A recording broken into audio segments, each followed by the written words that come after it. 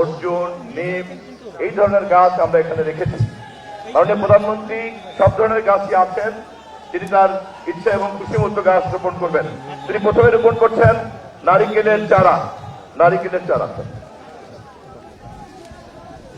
বিসমিল্লাহির রহমানির রহিম। আমি তারেক রহমান বলছিলাম। প্রিয় ভাই বোনেরা, উপস্থিত মুরব্বীবর্গ, এলাকাবাসী ভাইরা, আসসালামু আলাইকুম। কেমন আছেন আপনারা? আচ্ছা, আজকে আপনাদের এখানে জনসভা নেই। আমি কবে এসেছিলাম জানি 2004 না? হ্যাঁ, 2004 এই এলাকায় কিন্তু আমি এসেছিলাম, মনে আছে? হয়তো অনেকের সাথে সেদিন দেখা হয়েছিল। তা আজকে আবার আলহামদুলিল্লাহ আল্লাহর মধ্যে বহু বছর পরে এসেছি। আজকে এখানে আসার মূল উদ্দেশ্যটা হচ্ছে যে আপনারা নিশ্চয়ই শুনেছেন নির্বাচনের আগে আমরা কিন্তু বলেছিলাম যে সারা বাংলাদেশে আমরা অনেকগুলো কাজের মধ্যে মূল দুটো কাজ করতে চাই। একটা হচ্ছে এই খাল খনন, যেটা শহীদ রাষ্ট্রপতি জিয়াউর রহমান শুরু করেছিলেন। আরেকটা হচ্ছে বৃক্ষরোপণ সারা বাংলাদেশে, এটাও শহীদ জিয়া শুরু করেছিলেন। দেশনেত্রী খালেদা জিয়াও এই কর্মসূচি চালু রেখেছিলেন। এই কর্মসূচি আমরা আবার ইনশাল্লাহ বাংলাদেশে চালু করেছি। সেই বৃক্ষরোপণ কর্মসূচির অংশ হিসাবেই আজকে এখানে আমি এসেছি। এখানে বৃক্ষরোপণ আমরা করব। তবে এই যে বৃক্ষরোপণ করব, আমি আসার সময় রাস্তায় দেখলাম অনেকগুলো মানুষ রাস্তার দুই ধারে অনেকগুলো গাছের চারা নিয়ে তারা দাঁড়িয়ে আছে। কেউ কেউ রোপণ করেছেন, কেউ কেউ রোপণ করবেন। যেই চারাগুলো রোপণ হয়নি, আমি খেয়াল করে দেখলাম অনেকে চারা যে মাটিটা থাকে সেই মাটিতে একটা পলিথিন দিয়ে পেঁচানো থাকে, কিন্তু পলিথিনটা শুদ্ধ গর্তের মধ্যে দিয়ে দিয়েছে। তো পলিথিনটা শুদ্ধ যদি গর্তের মধ্যে আপনারা দিয়ে দেন তাহলে তো জানেন যে গাছটা নষ্ট হয়ে যাবে। তো যারা যারা এই কাজটা করেছেন দয়া করে সকলে ওই পলিথিনটা খুলে নিয়ে মাটি সহ গাছটা মাটিতে রোপণ করুন, নাহলে তো গাছটা বৃক্ষরোপণ আমাদের গাছটা মরে গেলে তো নষ্ট হয়ে যাবে, তাই না? সেই জন্য সকলকে আমাদেরকে যত্ন সহকারে এই কাজটি করতে হবে। এবং এই যে দেখেন বর্ষাকালে বৃষ্টি হয়। আচ্ছা ভাই, আগে ডাক দেওয়া শেষ করি তারপরে স্লোগান দেয়। এখন না, আস্তে আস্তে।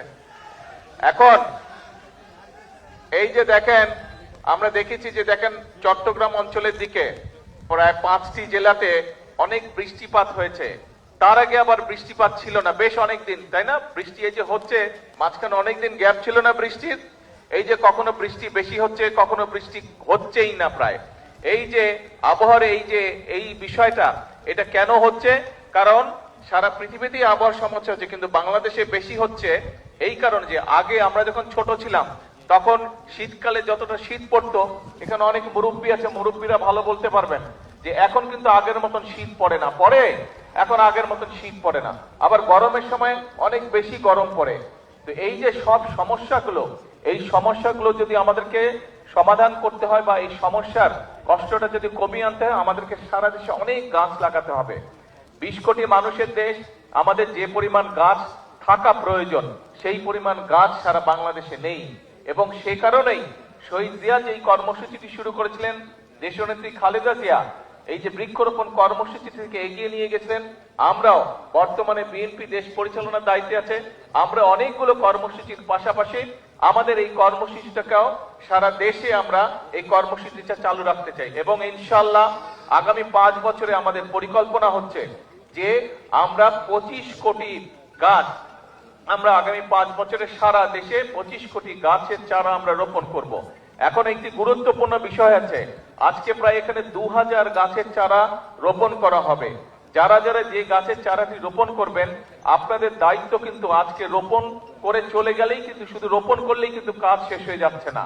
একটি শিশু যখন ভূমিষ্ঠ হয়, শিশুটা ভূমিষ্ঠ হলেই কিন্তু বাবা মায়ের কাজ শেষ হয়ে যায় না, বরং শিশুটা ভূমিষ্ঠ হবার পরে শিশুটাকে যত্ন সহকারে গড়ে তোলা, যত্ন সহকারে মানুষ করাই হচ্ছে সবচেয়ে আসল কাজ। কাজেই এই গাছটা যেটা আপনারা আজকে রোপণ করবেন, এই যে 2000 গাছের চারা রোপণ করা হবে, এই গাছটা কিন্তু শিশু গাছ, আজকে শিশুর মতন এটিকে বড় করতে হবে। কাজেই যারা যারা গাছের চারাটি রোপণ করবেন তাদের কাছে আমার অনুরোধ থাকবে, এবং যেই বাড়ির সামনে গাছটি রোপণ করা হচ্ছে সেই বাড়িতে যারা বসবাস করবেন অথবা আশেপাশে যদি দোকান থাকে, প্রত্যেকের কাছে আমার অনুরোধ থাকবে, আহ্বান থাকবে যে গাছটি একটা সাইজে বড় না হওয়া পর্যন্ত দয়া করে গাছটিকে যে যতটুকু পারেন যেভাবে পারেন গাছটিকে দয়া করে যত্ন করবেন যাতে গাছটি বড় হতে পারে, কারণ এই গাছটি যদি বড় হয় আপনি বুক ভরে শ্বাস নিতে পারবেন। এই গাছটি যদি বড় হয়, এই গাছটি বড় হলে এই গাছের তলায় আপনি শান্তি মতন ছায়ায় বসতে পারবেন। কাজে এই গাছটি আমাদের উপকারের জন্যই হবে, শুধু আপনার না, আপনার সন্তান, আপনার পরিবার, আপনার এলাকার মানুষ, আপনার পাড়ার মানুষ সকলে এই গাছের সুবিধা পাবে। গাছটি গরমকালে যখন গাছটি বড় হবে, গরমকালে যখন বাতাস হবে গাছটিতে, এই সেই বাতাসের যে শান্তির স্পর্শ বাতাস সেটিও আপনি পাবেন। কাজেই আসুন, আমরা যদি আমাদের এলাকাটাকে সুন্দর করতে চাই, আমরা যদি আমাদের দেশটাকে সুন্দর করতে চাই, তাহলে অবশ্যই আমাদেরকে এই গাছের যত্ন নিতে হবে, বৃক্ষ রোপণ করতে হবে। এই বৃক্ষটি বড় হলে যাতে এই বৃক্ষের সুবিধা সকলে পায়, প্রত্যেকটি মানুষ পায়, ওই বৃক্ষের আশেপাশে যারা বসবাস করেন প্রত্যেকটি মানুষ যাতে সেই বৃক্ষের সুবিধাটা পায়, আমাদেরকে সেটাই চেষ্টা করতে হবে। আসুন, আল্লাহর নাম নিয়ে বিসমিল্লাহ বলে আমি আমার চারাটি রোপণ করছি। যারা যারা এখনো রোপণ করেননি তাদেরকে অনুরোধ করব, কিন্তু মূল কথা হচ্ছে যে শুধু আজকে রোপণ করে চলে গেলেই হবে না, গাছটির যত্ন নিতে হবে যাতে গাছটি বড় হতে পারে। আপনি যেরকম সন্তানকে দেখেন বড় হতে, সন্তান যত বড় হয় আপনার বুকটা ভরে উঠে আনন্দে, ঠিক এই গাছটি যারা যারা রোপণ করছেন বা গাছের যাদের দোকানপাট, বাসা বাড়ির আশেপাশে বা সামনে এই গাছের চারাটি রোপণ করার পরে গাছটি যখন বড় হবে, দেখবেন সন্তান বড় হওয়ার যে আনন্দ, ঠিক গাছটি যখন যত বড় হবে দেখবেন একই রকম আপনি আনন্দ পাবেন। আসুন, আল্লাহ দেওয়া এই নিয়ামত, এই আনন্দটি আমরা আজকে সকলে ভাগ করে নিই। হ্যাঁ, আপনারা আজকে যারা 2500, 2000 না, এখানে 2500 গাছ রোপণ করা হবে।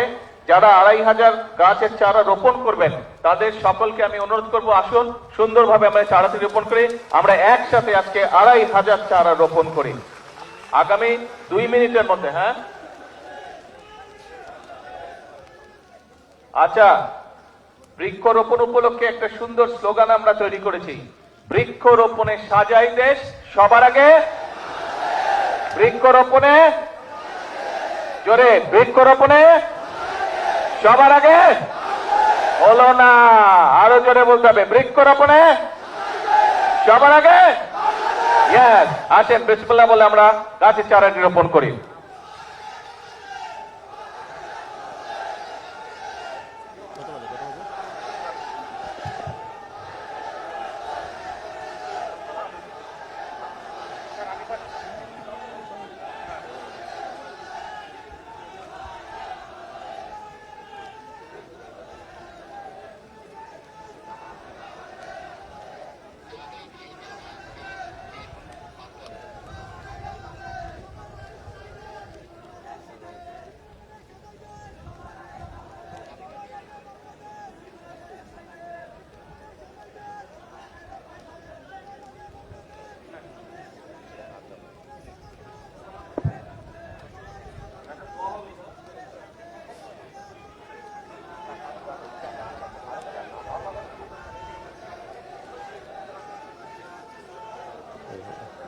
সামনে সামনে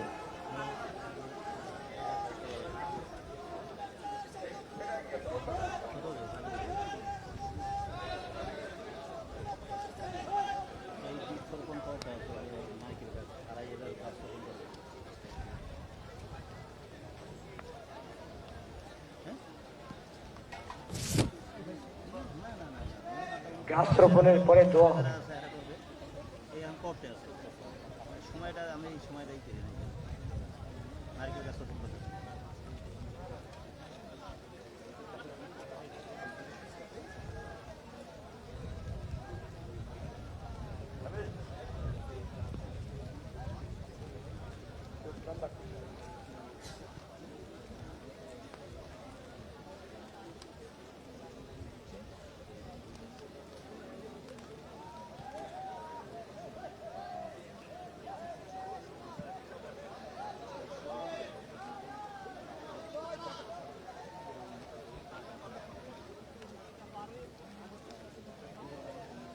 নারকেল গাছ রোপণ করতে পারতো এই সময় 2500 গাছ রোপণ করতে হবে। 2500 গাছ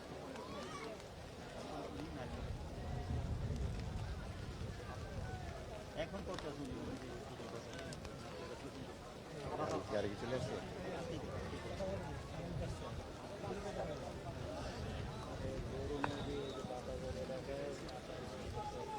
ধরো ধরো ধরো এখানে কথা বলো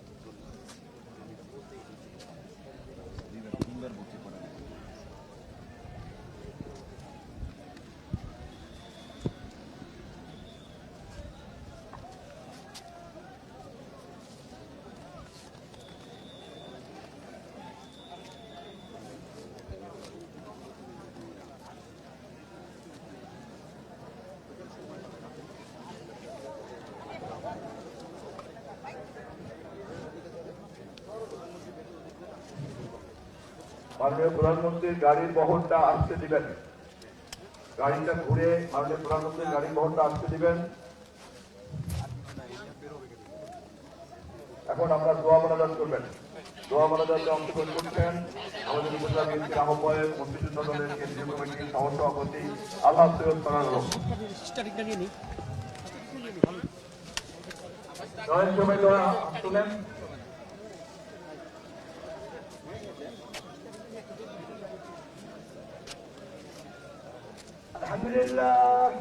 الحمد لله رب العالمين، الصلاة والسلام على سيدنا المرسلين وعلى آله وصحبه وسلم. يا حي يا قيوم يا حي يا قيوم يا حي يا قيوم برحمتك نستغيث يا ذا الجلال والإكرام يا ذا الجلال والإكرام يا ذا الجلال والإكرام يا أرحم الراحمين يا أرحم الراحمين يا أرحم الراحمين يا أول الأولين يا آخر الآخرين يا ذو القوة المتين يا راحم المساكين لا إله إلا الله الحليم الكريم سبحان الله رب العالمين الحمد لله رب العالمين لا إله إلا الله